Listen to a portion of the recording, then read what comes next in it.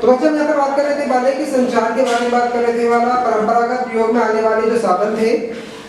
तो यहाँ पर क्या था कि पहले डाकिया हुआ करते थे, इसके साथ साथ वहाँ पर जो संदेश वाहक हुआ करते थे, यानी कि संदेश एक यहाँ से लिया और चले गए। इसके साथ साथ आपने पहले कहीं पर देखा भी होगा वाला, कहीं किसी मूवी में वहाँ पर देखा होगा कि पहले क्या होते थे, कबूतर हुआ करते थे, यानी कबूतरों को प्रशिक्षित किया और संदेश उनके साथ बांध दिया, यानी उनके पैर पर या कहीं गले में जहाँ पर भी डालना हो वो संदेश डाल दिया और वो संदेश लेकर के दूसरी जगह पहुंच जाया करता था। तो वो क्या था, कबूतर क्या काम कर रहे थे, वो भी संदेश वाहक का कार्य कर रहे थे। पहले संदेश हुआ करते थे मैंने कि किसी व्यक्ति को संदेश दे दिया कि भी हाँ जा इसको लेकर के, या घुड़सवार या इस तरीके के व्यक्ति हुआ करते थे कि भी संदेश लो और ले जाने के बाद उस व्यक्ति को जाकर के वहां पर इसको पहुंचा दो। इसके साथ साथ डाक की अवस्था आई। डाक की उसमें क्या करता था कि डाकिया होता था, डाकिया ने अपने डाक लिया, अपने डाक डाल दी, डाक डालने के बाद वहां पर उसको लेकर चलना शुरू कर दिया और वो पहुंच जाते थे।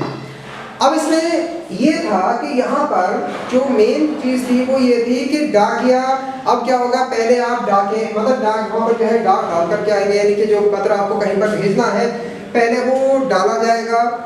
डालने के बाद वो फिर जो वहाँ के डाक कर्मचारी हैं वो जब भी आए वो आएंगे, आने के बाद उस डाक को निकालते थे, निकालने के बाद फिर उसकी छटनी हुआ करती थी। छटनी होने के बाद क्या होगा, अब ये तय होगा कि उसमें छांट करके ये तय किया जाएगा कि वो डाक कहाँ कहाँ जाएगी।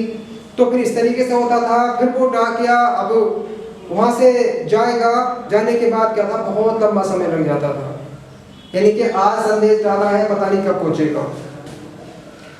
तो अब क्या हुआ कि वर्तमान में विज्ञान की क्या देन आई, तो हम अच्छी प्रकार से जानते हैं बच्चों इसमें कि संचार में पहले इस प्रकार के साधनों का प्रयोग यहाँ पर किया जाता था, लेकिन अब इसके स्थान पर क्या हो गया, टेलीफोन आया पहले।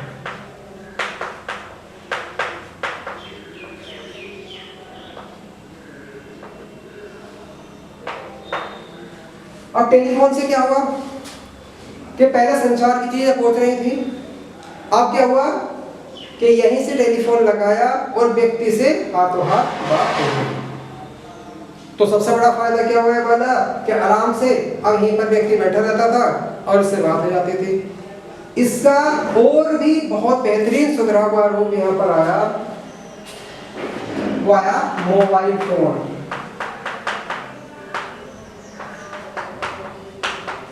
मोबाइल फोन आया, फैक्स आ गया, ईमेल है,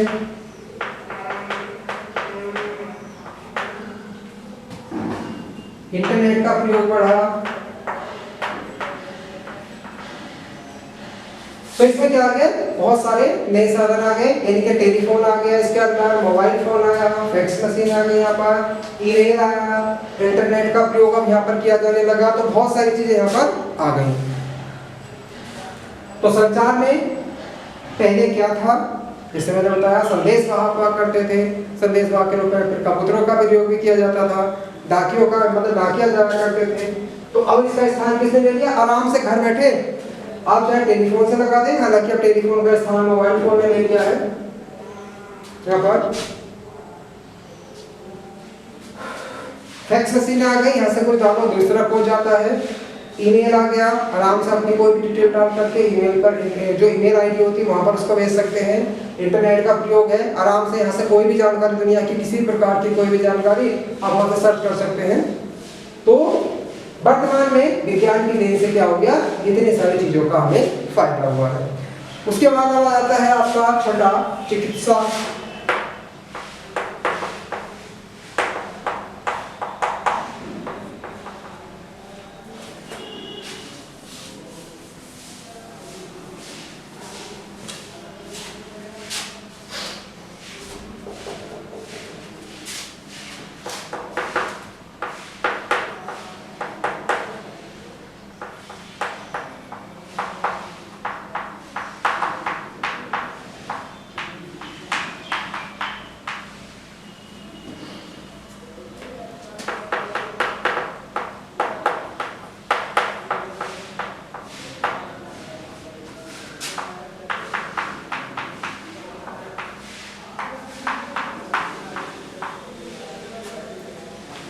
अब अगर हम बात करें चिकित्सा के दौरान यहाँ पर, तो पहले क्या था, रोगों की जांच कैसे की जाती थी और दूसरा रोगों का उपचार कैसे होता था।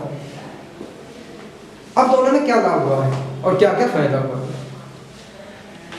जब पहले विज्ञान की देन कम थी तो वहां पर रोगों की जो जांच होती थी वो किस प्रकार से करते थे, उसकी नब्ज को देख करके, यानी कि नाड़ी को देख करके, उसके शरीर को देख करके, उसकी आंखों को देख करके, यानी कि सामने देख करके अंदाजा लगा करके उसके रोगों की जांच की जाती थी। लेकिन अब क्या हो गया, इसके स्थान पर क्या क्या आ गया, यानी कि अगर रोगों की जांच करनी हो तो वर्तमान में विज्ञान की क्या क्या देन यहाँ पर हो गई है, इसकी चर्चा कर लेते हैं।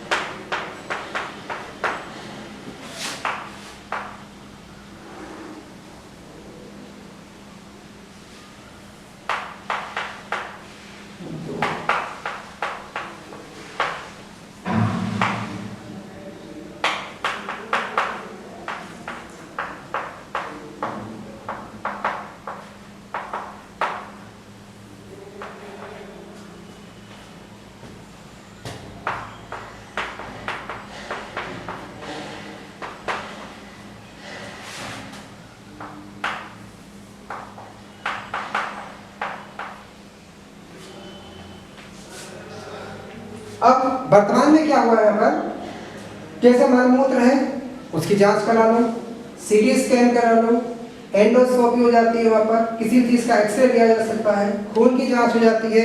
तो इससे क्या होता है कि पहले जो जांच हुआ करती थी वो उसकी नब्ज नाड़ी जो होती थी, हमारी नब्ज को देख कर उसकी जांच की जाती थी, जिससे सही पता नहीं चल पाता था कि इसको क्या समस्या है।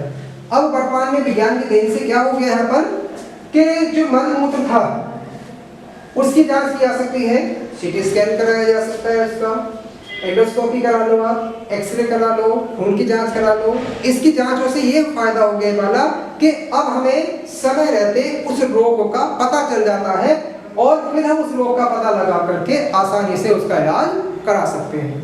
तो सबसे बड़ा लाभ यहाँ पर ये हो गया कि उस रोग का पहचान है वो आसानी से की जा सकती है, यानी कि ऐसी आधुनिक मशीनें आ गई हैं, आराम से इनकी जांच कराओ, जांच कराने के बाद क्या होता है, तुरंत पता चल जाता है कि इस व्यक्ति को ये विष वाले रोग की समस्या है और फिर उसी चीज का उसका उपचार होना शुरू हो जाता है, यानी कि समय रहते उसका उपचार शुरू हो जाता है। यानी कि अगर इनकी जांच हो जाती है सबकी, तो जांच से क्या होता है कि इस रोग का पता लगते ही वहां पर क्या कर देते हैं कि उसका समय से उसका उपचार होना शुरू हो जाता है।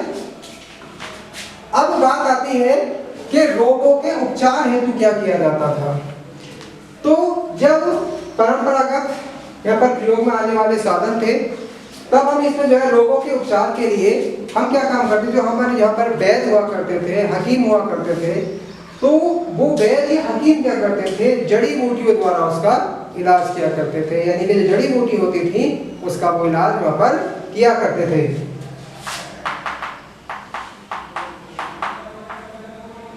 यहाँ पर एक खास बात और आती है,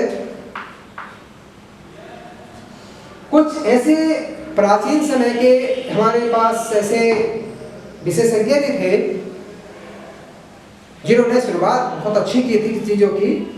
उसमें एक नाम आता है यहाँ पर सुश्रुत। तो सुश्रुत एक ऐसे शल्य चिकित्सक थे, शल्य चिकित्सक हम उनको कहते हैं जो ऑपरेशन करने का काम करते हैं। तो दुनिया के यानी कि विश्व के पूरे के जो सबसे पहले शल्य चिकित्सक यानी जिन्होंने ऑपरेशन करना शुरू किया था वो हमारे ही भारत के थे, उसका नाम क्या था, सुश्रुत था। ऐसी एक बहुत ही बड़े विद्वान यानी कि आयुर्वेद के एक आयुर्वेदाचार्य हुए हैं, इसका नाम था चरक। ये हमारे भारत के ही हुए हैं और इन्होंने क्या काम किया था, जड़ी बूटियों से इलाज किया करते थे, यानी कि यहाँ पर जो आयुर्वेद होता है उससे ये इलाज किया करते थे। और सुश्रुत ने क्या काम किया था, सबसे पहले शल्य चिकित्सा यानी कि ऑपरेशन की विधि को बताया था। अब जब वर्तमान में विज्ञान की देन आई तो अब क्या क्या फायदा हो गया, यानी कि हमें अब किससे इसका इलाज किया जाता है, तो हम इसकी बात कर लेते हैं।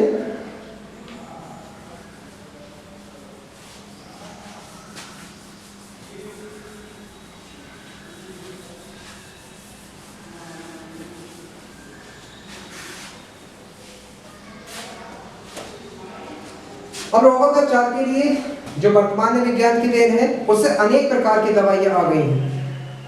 जैसे अगर हम यहाँ पर कहीं हमारे चोट लग जाए, कट जाए, फट जाए या कहीं पर घाव हो जाता है, तो वहां पर हम क्या काम करते हैं, प्रतिरोधी का प्रयोग किया जाता है, यानी कि एंटीसेप्टिक का प्रयोग करते हैं। जैसे एंटीसेप्टिक के रूप में अनेक पदार्थों का प्रयोग करते हैं। जैसे वहां पर स्प्रिट का प्रयोग किया जाता है, तो स्प्रिट के प्रयोग से उसको धो सकते हैं। हाइड्रोजन पेरोक्साइड यहाँ पर ले लेते हैं, जिससे घाव को धोया जाता है, वहां पर झाग से उत्पन्न हो जाते हैं, उसको घाव को साफ कर सकते हैं। इसके साथ साथ यहाँ पर डेटॉल का प्रयोग किया